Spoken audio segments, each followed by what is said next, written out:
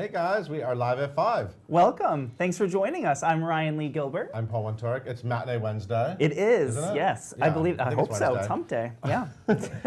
So we have news and we have an amazing Yes, guest. we have a wonderful guest. One of our Yes. favorite people, AJ Shively, a Broadway.com fresh face, will be joining us in a little He bit. sings to a lot of us often. He does. Because he's on one of our favorite albums, Bright Star. That's anyway, Ryan, big news, a lot of sad news, there's a lot of cry emojis happening. What's up on Broadway? Right, so unfortunately I have to kick this off with some sad news. The Great Comet is closing on September 3rd. Natasha Pierre in The Great Comet I of love a full title, 1812. I'm sorry. Yes, no, you're right. September 3rd, it will be closing. Sadly, Dave Malloy the creator, will be returning to the show for the last 2 weeks. Who plays Pierre right now? Right now, it is Akidiate Onauduan. Why did I ask you that? It's because Because you are the person that teaches all of us how to say right. Akidiate's name. I got to do a wonderful one-on-one with Akidiate, and I really wanted to get it right because he said he hates it when people get it wrong. So no pressure there. But yes, it will be closing September 3rd, and I know we're all really bummed about that. A lot of people love the show. It got 12 Tony nominations. Right. Big Broadway musical, definitely. One, it's two like of a them. one of a kind. It really kind of is. Theatrical event. Exactly. Like it was. Anyone that went was just taken by it. It was. Yeah. It was a also cool piece of how theater. it started in Ars Nova. It started so small. Yeah, it had such the a great show really journey. Grew and built. It brought us Josh Groban on Broadway. Yeah. Like it was. We love The Great Comet. So anyway, but that's not all the sad news, everybody, No. because we just found out that Bandstand is closing. Oh, One of my so favorite sad. shows. Me too. It's closing September 17th, so you still have like another month to get over there and enjoy Laura Osses and Corey Cott. It's a fantastic show. It started March 31st, so it's only going to have 166 performances at the time of closing.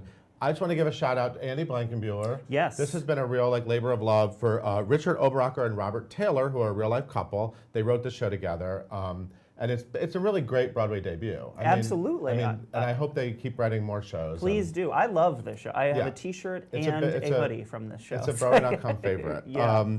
And so shout out to Beth Level, Joe Carroll, Brandon James Ellis, Nate Hopkins, Jeff Packard, Joey Pirro, all the stars of the show. It did win the Tony Award for Best Choreography. It did, I know for you guys Mr. Blankenbuehler. love some good Broadway dancing. Absolutely. So you have another month to get over and enjoy Bandstand. So definitely go see it. But like Bright Star, the cast album lives on forever. It does, yes. Also, my neck of the woods, the Waitress Tour announced its casting today. Desi Oakley will be playing Jenna on the tour. Desi Oakley? Desi I don't know Oakley, her. she was in Les Mis, and she also was the Ava understudy for the tour of Evita. So she's got pipes, which is very exciting. And that tour is kicking off at the Connor Palace, Playhouse Square in Cleveland on October 17th. But great people joining this cast. Brian Fenkart from Memphis, a show you love, is Dr. Pomander. Lenny Klingeman is Dawn. Nick Bailey, Earl. Ryan G. Duncan as Cal. And some Broadway people are going on the road as well. From the current Broadway production. You got Charity Angel Dawson continuing on as Becky, Larry Marshall as Old Joe, and Jeremy Morse, who's wonderful as Ogie, is also going on the road. Cool. So, Bill Murray went to see Groundhog Day. Who? Yeah, so we've been kind of waiting. You know, whenever they do these musical versions of movies, you kind of wait for the star to go. Absolutely. Sometimes they never show up. No, sometimes they never go on take a opening night. pass. First of all, it's very rare that they would actually go on opening night, but he Right. did not go opening night. But he went last night, and the New York Times was there and documented the whole thing. And he apparently was telling the cast, "You got me," and apparently he was sobbing at the end. Yeah, and, he cried. and He picked people up. He thought it was went really to the great. bar. Everything.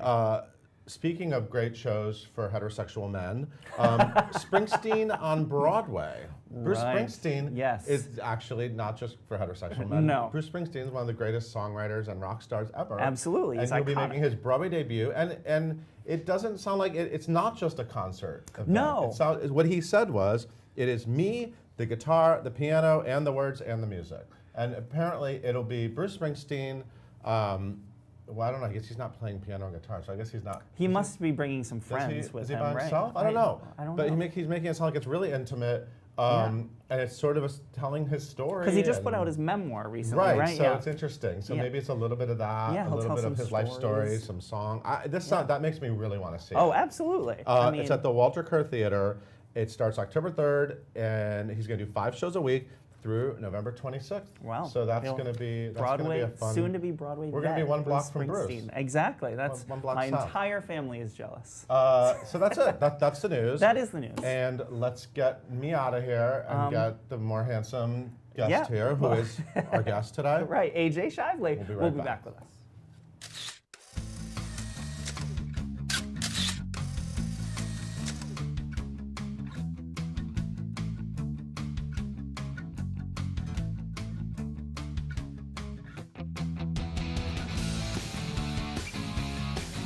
I'm AJ Shively. I'm doing Bright Star.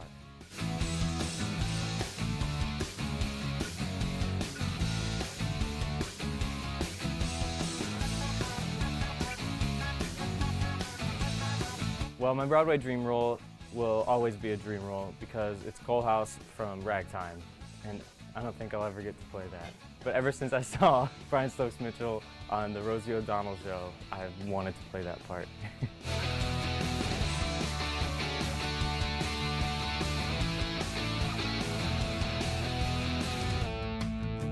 Best movie ever is E.T., hands down. It's like the perfect movie. It's a little scary, it's a little heartwarming.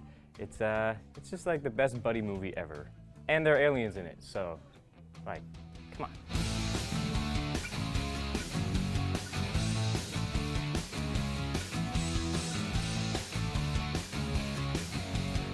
Gotta come closer to this one. I'm wearing orthopedic inserts in my shoes right now.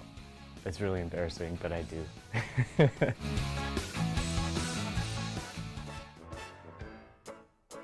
And all that jazz. Come on, babe, I know a whoopee spot where the gin is cold but the piano's hot. It's just a noisy hall where there's a nightly brawl and all that jazz.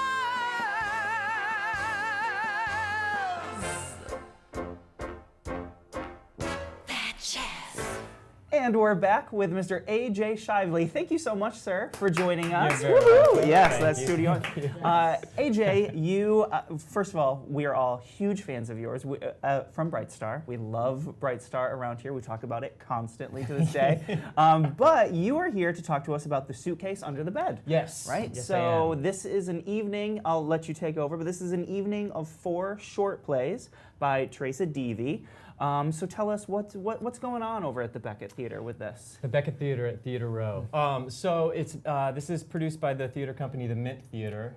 And for those of you who don't know, I've been calling it kind of the encores of straight plays. The artistic director, Jonathan Bank, finds playwrights who have been lost to time or lesser-known works of well-known authors and mounts full productions. So in this evening of 4 one-acts, 3 of them have never before been published or performed. It's, World 3 world premieres. premieres that were written in the 1930s in Ireland by a female playwright, which is, you know, not what you would Right, no, right.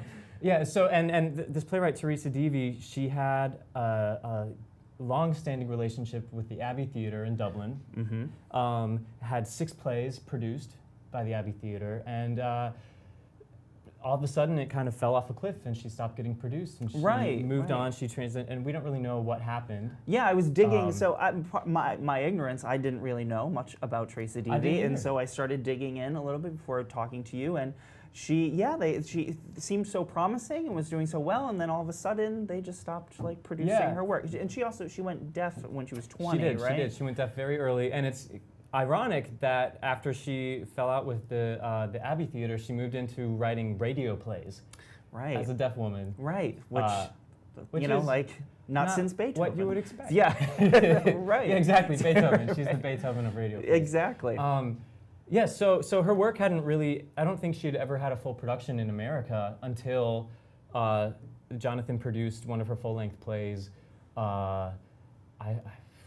maybe 5 years ago, maybe 10 years ago, 5 to 10 years ago. But you know, considering it was written in the 30s and 40s, you know, so to have 3 world premieres here Yes. is very exciting. And thank goodness for the Mint Theater Company for like bringing attention onto this playwright. These plays, now explain where the title or where the Suitcase Under the Bed comes from. It's a great story. Okay. So in researching this playwright Or I guess even the step before that, Jonathan was looking for undiscovered playwrights, and he was particularly interested in finding a female playwright who was writing without a pseudonym, who was writing as a woman, and so he went through the Abbey Theater's log of plays, and her name kept coming up, and he was like, okay, who is this Teresa Deevy? And in researching her, he went to her family home, the home where she was born, where the next generation was born and they still live, and he was having tea with her grandniece, and talking about Teresa, and they said, well, you know, there's a suitcase under the bed in the spare room that has a lot of unpublished work if you want to look at it. Yeah, and so he went, and it's what a handwritten, dream. like journal entries, and he went through and he compiled it all into a book that's now being published. Wow. Of So her he short is, works. yeah. So he is bringing all the attention to Yes. Teresa Deevy. Yes. And these, so explain a little bit. It's like we said, it's 4 short plays, and you play. Is it you play a different character across all 4 of them, or different characters across all 4 of them? Yes, yeah. So it's a different character for each play. It's a cast of 7, and everyone only plays 1 character per play.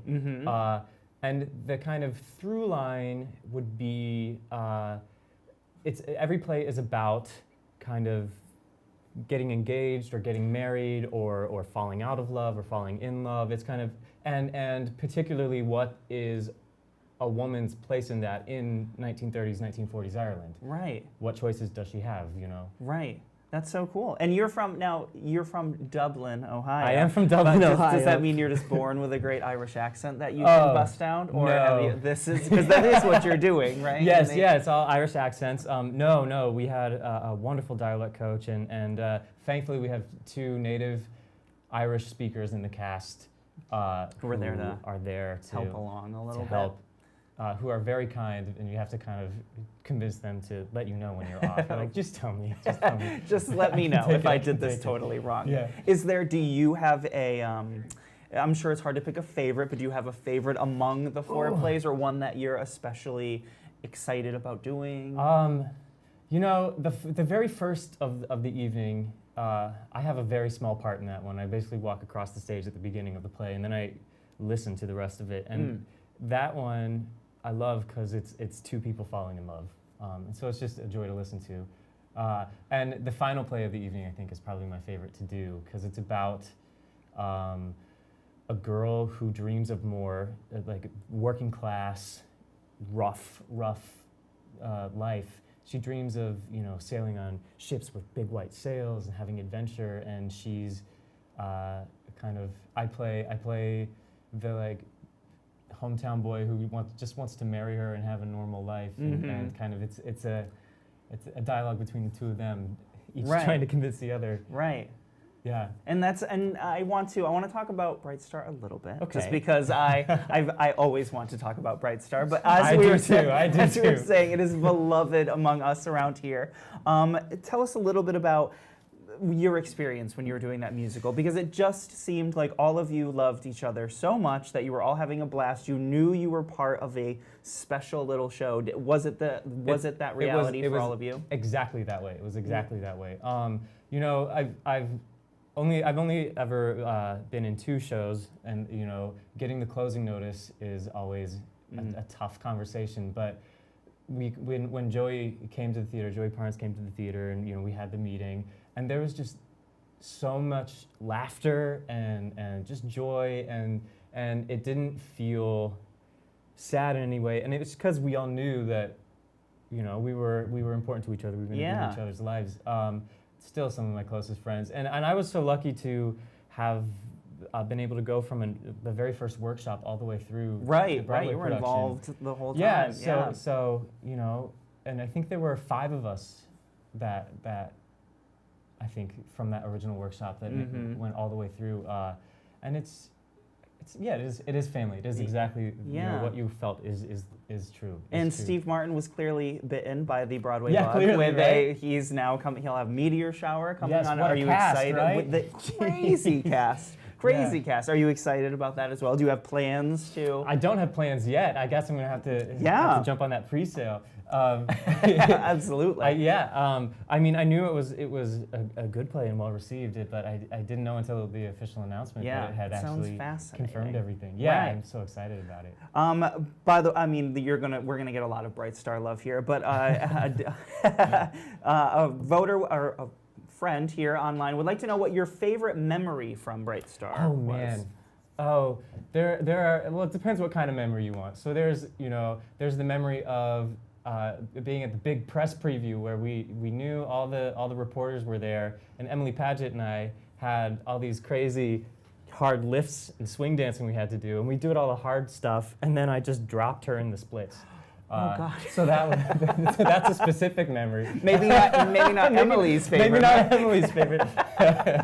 The next day Right. she was like, "I'm fine. Just can you be a little gentle with me?" I was like, "Yeah, fine."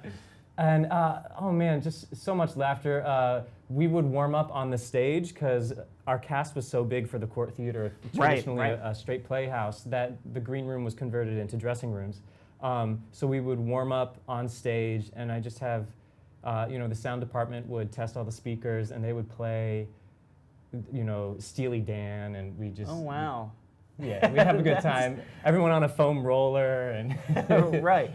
And Yeah. I know from you, like I said earlier, you were a Broadway.com fresh face. Yeah. We did a little feature on you, and I remember you saying you were a Stephen King. Yes. Obsessee. I am as well. He's having a big summer. He is having a very big summer. He's got It coming out later. Oh, man. Did you see The Dark Tower? I didn't yet. I'm going to see it next week. Oh, okay. Next So, week, yes. I'm sure you're excited. I'm very excited. What's your favorite Stephen King? He also has Mr. Mercedes. The Yes, show the is starting. series, right? Right. Yeah, with Brendan Gleeson. Yeah. What's my favorite? So yeah, what are some favorite Stephen King? Okay, well, the Dark Tower series, Really? which Okay. it's 7 books, so it's thousands of pages long. It's an undertaking. It's an Yeah. undertaking, but it's worth it. I love the short story The Body, which is what Stand By Me is Right, one of based on. my favorite. Right, that's how I movies, found yeah. him. Oh yeah, I totally. read, Me too. I saw that movie and I loved that movie, and I was like, this is the guy that wrote Cujo, Right. And then Right. he wrote The Green Mile, which is another, people are always surprised to hear that. But I love, The Dark Tower is, I feel like it's his opus, and it's my favorite. If one of his books could be turned into another one, because we have Another one. Misery Oh, man. recently Misery, yes. on Broadway. If there was one so that good. could be transformed into a play or a musical, you never know with Stephen King, and you were going to play in it, what would it be? Oh man, well I would have said if they did The Dark Towers, I would play the character Eddie, but Yes. that ship has left. Yeah, I think it has. Yeah. Oh man. There are so many. I'm trying to think of one that hasn't been adapted, and that's hard. It is. So many. Yeah, have so been. many. They all have been. I would love to do. Oh man, The Stand is another favorite of mine. love but The Stand, how do yeah. you out Gary Sinise? Gary Sinise. Right.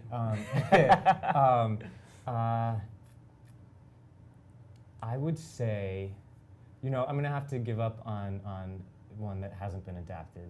How about I'm gonna pick a smaller character in the Dark Tower series? 'Cause All right, Eddie's yeah. main throughout all We'll just 7. make it. It's It'll like be a Broadway franchise. series. Yeah, It'll it's a- just yeah, a once- Broadway series. So if I could just step in, there's well, they were talking about with the Dark Tower doing a flashback television series. So if I Right, could- right. There's a really great character that is kind of the main character as a young boy, his mentor. That would be Okay. really All fun to right. play. So keep an eye out Keep for an that. eye, yeah. And speaking, you've done a little bit of everything. You've done film, you've done TV, you've done off Broadway tours, Broadway. Is Yeah. there a particular one that you like more than the other? Like, is there what do you love doing the most? I love doing theater the most because it's kind of ultimately you're more responsible for the final outcome. You're kind of there are editors in film, and when in the theater the actors are the editors. You're the last one responsible delivering the piece to the audience. Right. I guess the actors and the crew and the run crew, but everyone in the theater. But between Broadway and a smaller off-Broadway house, it's different. The energy feels so different. Like the Court was a great house to play in because the balcony's so close. You can feel the back wall. You can Right. feel everyone in the room. But in a giant you know, like at the Lyric or something like that, the energy feels totally different. And then when you're in the Beckett Theater at Theater Row, where you can literally see every Theater person. Row. Yeah, it's so cool down there. You can be intimate. You don't have to worry about being seen or heard because you're just in a room with everybody. But yeah, I like being there live with the people, creating community. Absolutely. Any pearls of wisdom that you picked up or received from Steve Martin when you were working on? I was gonna say, like, he's the, you know, if he tells you something, you do it. Yeah. Well, and you know, a tribute to him and kind of who he is as a person is he would never just tell you something. He just is. He is this incredible a leader in the room, but not stealing attention or anything. He knows when you know he listens. He respects people, and he always knew when. One of my favorite memories is when we were in San Diego at the Old Globe. We had. I think we were about to do our first run, but we were putting in some new stuff right before, and the rehearsal was it was just like a little frustrating because the thing we wanted to do wasn't quite working, and you know the temperature of the room was getting a little hot, or was about to get hot, and he had to leave early that day, and so as he was leaving, he did a full-on Steve Martin bit, getting his suitcase caught in the door, and it took a solid minute for him to get through the door, and just like broke the tension, and we all took a breath and did a really great first studio run. That's exactly the kind of so just relax and you know. I mean, it's play. You're supposed to be enjoying yourself. He makes life fun. Yeah, absolutely. Yeah. I know you've talked about in your Fresh Face a dream role in Ragtime. Yeah. But any other dream roles that you dream about doing? Yeah. Well, I always say that new work is my favorite thing to do. Sure. So I always say that it hasn't been written yet, because I like collaborating with a director and a writer, trying to find what the story is. But I would love to try my hand at some Shakespeare. I've only done Shakespeare in college, so I would love to try a Hamlet. I mean, who wouldn't, right? I was going to say, it's also been a big summer for Shakespeare. I know you've been super busy, obviously, but have you had the chance to see any Shakespeare in the Park or Hamlet? I did. I saw Midsummer Night's Dream. Oh, okay, yes. Which was hilarious. Amazing. And I feel like I've seen that play. That was also the first play I ever did in college. Really? Okay. I was one of the mechanicals, and Nick Blameyer was bottom. Oh, okay. Excellent. Yeah, and it's a special play to me. But you see Midsummer all the time, and it's just a fantastic production. It's incredible. I was laughing my butt off the whole time. Right. And any other? And did you get to see Hamlet at all with Oscar Isaac? I did not. The way my schedule worked, it didn't work out, which is a huge bummer, and I'm really disappointed about it. Me too. We both.